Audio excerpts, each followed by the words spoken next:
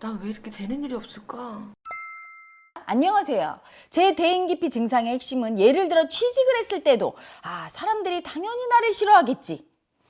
이렇게 당연히 나를 싫어하겠지. 누가 느낄까요? 내가 나를 싫어하는 애고. 무의식 속에 있어요. 내가 너를 안 좋아하는데 누가 너를 좋아하겠니? 너 다 싫어해. 이렇게 자기 자신을 미워하는 애고가 있어요. 그 관념이 있죠. 처음에는 서로 잘 모르니까 초반에 바짝 잘해주다가도 나중에는 당연히 나를 싫어하고 괴롭히겠지라는 생각이 듭니다. 그래서 대부분 사람들이 이런 마음 있지 않아요? 사람들이 내가 진짜 어떤 애인지 알면 날 싫어할 거야. 많은 분들이 그렇게 생각해요. 왜? 내가 나를 싫어하는 애고는 그렇게 생각해요. 당연히. 내가 나를 싫어하는데 내가 가식을 쓰면서 처음에 잘해줘도 처음에는 속지만 나중에 끝내 내가 어떤 아이인지 알면 나 싫어하겠지? 이렇게. 가식적인 애고, 나를 감추는 애고와 내가 나를 싫어하는 애고는 반드시 그런 마음이 올라오죠. 그리고 그 생각은 현실이 되고 맙니다. 제 인생의 사이클이기도 했고요. 또 잘해주면 그냥 부담이 되고요. 잘 안 해주면 외롭고 무시받는 것 같아서 자괴감 때문에 싫어요. 어쩌라고요? 잘해주면 부담되고. 왜? 내가 나를 싫어하는데 너는 왜 나 좋아해? 부담스럽게? 이렇게 느끼는 거지, 에고가. 잘 안 해주면 너 왜 나 잘 안 해줘? 나 외롭잖아. 너 왜 나 무시해? 무시당하고 버림받는 느낌 드니까 또 싫고. 에고는요, 이래도 불만 저래도 불만이죠. 대인관계가 꼬이기 시작한 것은 6, 7살 시절이었습니다. 동네 형들과 자전거 경주를 했는데 제가 이길 때마다 부정 출발했다며 제 머리를 동네 형들이 마구 때렸고, 가장 친한 친구는 제 입에 쓰레기를 쑤셔 넣는 장난도 쳤고, 초등학교 1학년 때부터 저를 전담으로 괴롭히는 애가 꼭 있더니 중1 때는 교문에서 학교 본관까지 100m 이상의 거리를 3초 이내에 뛰어들어가지 못했다고. 100m 이상의 거리를 3초 이내에 어떻게 뛰어갑니까? 세계 1위 하는 분들 육상 선수도 안 되겠네요. 때리고 싶으니까 핑계 대는 거군요. 일진이면서 그 선도부 선배들 10명 안팎에게 집단 구타를 당한 적도 있고, 중2 때는 심한 왕따를 당하면서 사실상 밑바닥으로 갈 때까지 갔었습니다. 자, 여러분, 이런 분들은 무의식에 어떤 애고가 있길래 이렇게 괴롭힘을 당할까요? 제가 강의에서 늘 얘기하죠. 동영상에서. 바깥에서 보여지는 현실은 전부 내 무의식을 보여주는 거다. 내가 못 알아차린 무의식 속의 관념, 에고를 보여준다 얘기하죠. 밖에서 나를 계속 괴롭히고 공격하는 사람들이 계속 출현하는 건 내 무의식 속에 남을 공격하고 싶고 남을 미워하는 마음이 있는 거예요. 그 관념이 있어요. 그걸 내가 아직 인정하지 않고 알아차리지 않고 있으니까 밖에서 계속 공격하면서 너 있잖아, 너 우리 미워하잖아, 계속 이렇게 하는 겁니다. 이분의 무의식 속에는 엄청나게 남을 미워하고 공격하고 괴롭히고 싶은 마음이 있어요. 그 에고가 있어요. 그 에고를 인정하라고 밖에 현실에서 계속 보여주는 거예요. 그러니까 대인기피가 올 수밖에. 왜? 이렇게 당한 경험 정보도 있지만 자기가 이렇게 괴롭히고 싶고 남을 갖다 미워하고 싶고 왕따시키고 싶은 이 마음을 들킬까 봐 두려운 거예요. 그런 자기가 미워. 남들도 그런 자기를 알면 미워할 거라고 굳게 믿어요. 이분은. 그래서 대인기피가 당연히 생길 수밖에 없죠. 그리고 지금까지 대인기피는 쭉 이어져 오고 있습니다. 대인기피가 그런 일들을 경험해서 물론 대인기피가 왔지만 그런 일들을 경험하게 된 이분의 무의식이 바로 남을 괴롭히고 싶고 남을 왕따시키고 싶고 남을 공격하고 싶은 그 마음이에요. 그 마음이 그런 현실을 창조했고 그 마음을 내가 인정하고 받아들여야 되는데 제대로 인정하고 받아들이지 않으니까 자꾸 현실이 그렇게 오고 이 마음을 들킬까 봐, 내가 인정하는 이 마음을 남들이 알고 날 미워하고 또 버릴까 봐 대인기피 현상이 있는 겁니다. 자기가 인정해야 돼요. 내가 얼마나 공격적이고 나를 괴롭힌 그 사람들과 똑같은 사람이라는 걸 인정할 때 그때 대인기피가 사라지게 돼 있어요. 저도 반성할 건 하자면 성격이 굉장히 잘난 척이 심해서 아이고 아시네요. 남을 무시하고 말을 심하게 했고 상대방이 저한테 10을 주면 제가 주는 것은 고작 3, 4 정도였습니다. 어느 정도는 아시네요. 그런데 좀 남을 무시하고 내가 조금 주고 이 정도는 아직 다 아시는 게 아니에요.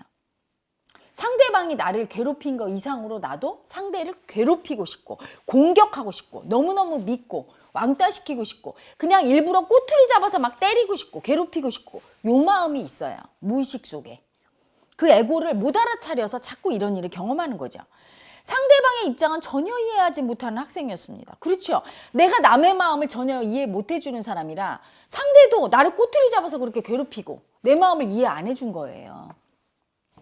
서울에서 수행터까지 한 번에 가는 전세버스만 있으면 수행 모임에 참여해서 새 인생을 출발해보고 싶습니다. 하지만 전세버스 있는 날이 언제인지 모르겠습니다. 아직 덜 괴로우시군요. 전세버스가 없어서 못 오시는 거 보니까. 서울의 남부터미널 가면요. 원지에 가는 버스가 많아요. 원지에 오시면 저희가 픽업을 나갑니다. 한 번에 올 수 있어요. 서울 남부터미널에서 한 번에 올 수 있고요. 꼭 전세버스를 원하시면 명절, 추석이나 설날이나 이렇게 명절 때는 많은 분들이 참여하니까 전세버스가 있어요. 명절에 오십시오. 그런데 이렇게 대인기피가 심하고 무의식 속에 공격성의 살기애고가 세게 있는 분들은 조금 더 케어받고 조금 더 마스터님의 보살핌을 받아야 공부가 될 텐데 많은 분들이 수행에 참가하는 기수에 오시면 아무래도 손이 덜 가요.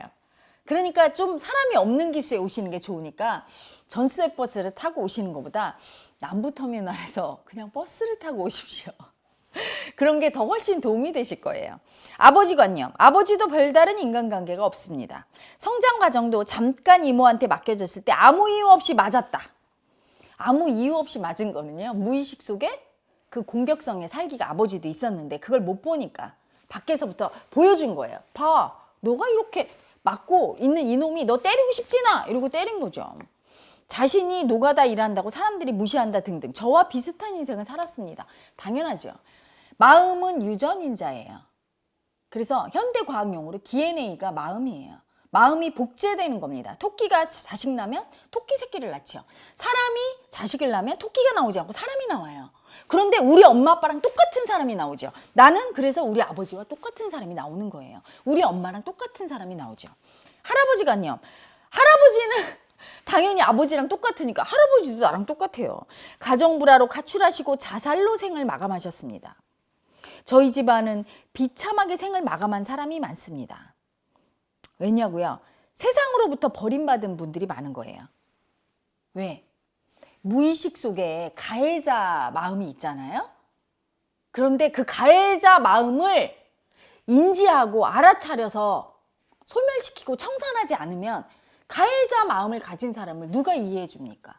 세상은 가해자를 이해해 주지 않아요. 버리죠. 여러분 텔레비전을 보면요.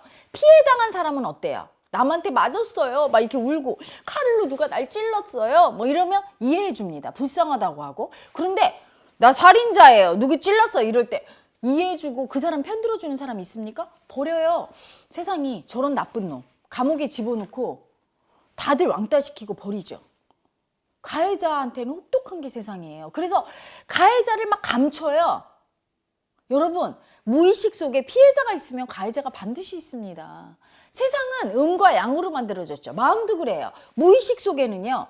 음과 양 극단의 마음이 다 있는데 많은 분들이 피해자 마음은 잘 인정해요. 왜? 버림받지 않으니까요. 인정받고 공감받으니까. 하지만 가해자 마음은 대부분 인정 안 하는데 가해자 마음을 인정을 안 할수록 어떻게 되냐? 인생을 비참하게 살아요. 왜? 내가 인정 안 한 가해자 마음은요. 무의식 속에서 알아차리지 못한 그 에고는 현실을 만들고 현실에서 날 계속 가해하게 만들고 나를 버려요. 세상은. 너 가해자 있잖아. 왜 인정 안 해? 있잖아. 하면서 날 버려요. 그래서 세상으로부터 버림받고 비참한 생을 마감하는 분들은요. 겉에서 보이기에는 피해자예요. 그런데 무의식에서 보면 가해자죠. 그런데 또 가해자가 버림받는 건 가해자 마음이 올라왔을 때 그걸 인정하고 가해자 마음을 인정하는 거와 마음 차원에서 그 가해자 마음에 끌려다니면서 현실에서 일을 저지르는 건 다른 거야, 여러분. 제가 가해자 마음을 인정을 하는 건 가해자 행동을 하라는 게 아니에요. 아, 나한테 공격성의 마음이 있구나 하고 그 마음을 느끼고 분리하고 청산해야 되는 거지. 가해자 마음 올라온다고 남을 칼로 찔리고 때리고 하면 어떻게 돼요? 그 가해자도 버림받아요. 마음 안에서 인정하고 현실에서 행동하면 안 되는 거죠. 그런데 두 종류예요. 너무나 가해자를 인정 안 하는 사람은 그 가해자 마음에 나중에 딸려가서 가해자 짓을 해서 버림받거나 또는 이분처럼 꾹꾹 참아서 그 가해자를 끝내 안 보니까 밖에서 공격이 들어와. 내 가해자 모습을 보여주면서 세상으로부터 버림받거나 어쨌든 가해자 마음은 버림받아요. 포장만 피해자한테 이분 속에 가해자가 있거든요. 그 마음은 인정해야 돼요. 인정한다는 건 가해를 하라는 얘기가 아니고 내 속에 남을 공격하고 싶은 마음이 있다는 걸 마음으로 느끼고 청산하는 거죠. 수행 모임, 마음 공부는요.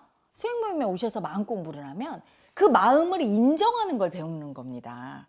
딸려가지 않고 그 마음을 안 보지도 않고 내가 그 마음을 외면하면서 버리지도 않고 인정을 하되 딸려가지는 않는 거예요. 있구나. 그리고 마음으로 느끼지만 그 마음을 따라가지 않는 거예요. 그런데 마음 공부를 안 한 분은 어때요? 인정을 안 해. 인정을 안 하니까 그 마음이 현실을 막 창조해서 나를 괴롭히고 그 다음에 또 올라오면 따라가. 그래서 막 사람을 찌르고 죽이고 해요. 그래서 또 버림받아요. 마음은 옳고 그름을 분별하지 않고 어떤 마음이든 인정하면 되는 거예요. 따라가지 않고 인정하면 되는 거야. 나쁜 마음이라고 해서 인정하지 않거나 또는 그 마음이 올라왔을 때 그 에너지를 못 이겨서 따라가면 그때부터 인생이 힘들어지고 세상으로부터 버림받는 거죠. 태아 때 상황은 임신기간 대부분 아버지가 외국에 돈 벌러 나가셨습니다. 버림받은 애고네요. 엄마가 얼마나 외롭고 힘들었을까요? 그 엄마 마음을 태아가 그대로 느끼면서 아빠한테 버림받은 마음을 느꼈어요. 너무너무 버림받아서. 왜 버림받았을까요? 가해자 마음이 있으니까. 이해를 못 받고. 그 가해자 마음을 인정하고 마음에서 알아차리고 청산할 때 더 이상 버림받지 않고 그대 주위에 사람들이 많이 올 거예요. 인생이 행복해질 겁니다. 그대의 삶을 바꾸러 전세버스 말고 남부터미널의 대중교통 버스를 이용해서 오십시오. 그러면 그대 인생이 변합니다. 그대 무의식 속에 가해자의 살기를 보는 순간 그대 인생은 더 이상 세상으로부터 버림받지 않게 될 거예요. 화이팅! 힘내십시오.